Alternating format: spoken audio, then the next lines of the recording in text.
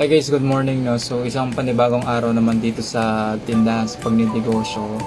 And today dahil nga marami ng mga bungi-bungi dito sa tindahan namin sa mga paninda, so kailangan namin mamili. And medyo maulan ngayon.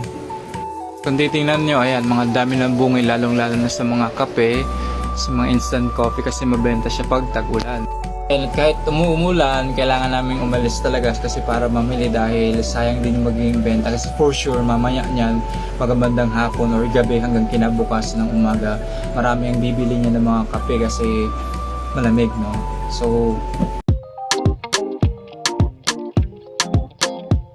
dito as usual nagko-commute kami kasi di ba malapad naman kami yung sasakyan, so tiis-tiis lang muna ngayon. Ayan, naglalakad na kami papuntang grocery store kung saan mag-check kami kung meron na namang mga naka-promo na items. Let's go!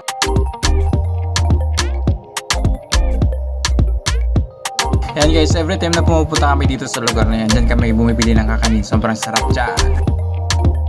Biyahe na naman ulit kasi punta na naman kami dun sa isang store kung saan bibiliin namin yung mga ibang items na mas mura. Let's go!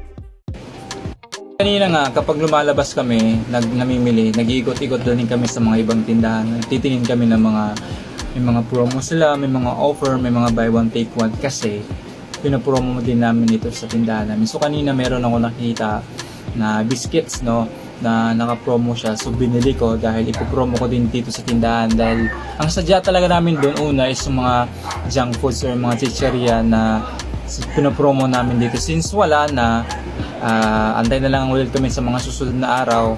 Ito yung nakita ko guys.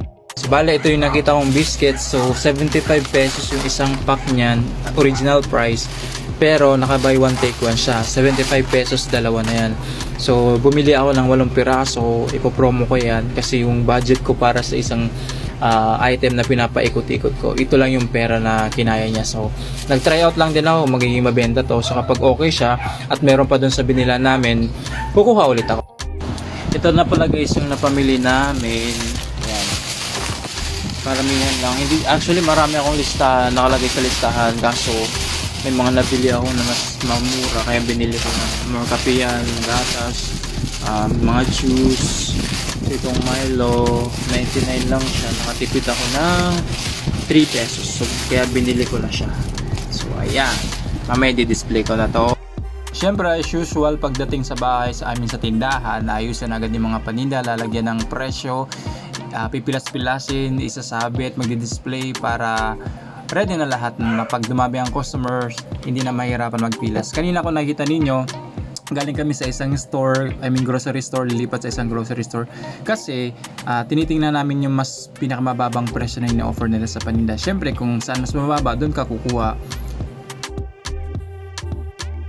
Yan mga kamacho tendero, puno na ulit yung mga lagay namin dito ng coffee tsaka juice at kompleto na siya.